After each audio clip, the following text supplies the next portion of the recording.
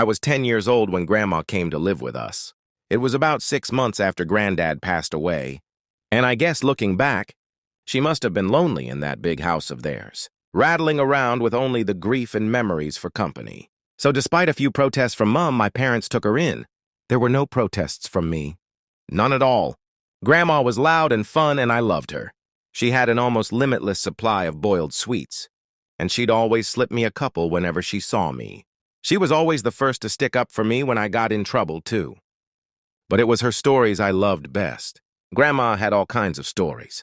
Stories about growing up during WY, and stories about the things she'd get up to with her friends on the South Coast after her family had been evacuated. Sad stories, funny stories, adventure stories, but it was her scary stories that were my favorite. Grandma had lots of scary stories. She told me she dabbled in the occult when she was a teenager, trying out Ouija boards with her friends. Tarot cards, fortune-telling, all that stuff. Most of the stories I'd laugh off, or forget about not long after she was done telling them.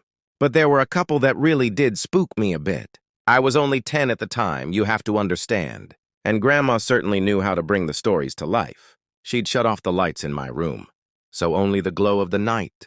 Sky shone through the curtains, and she'd shuffle in real close.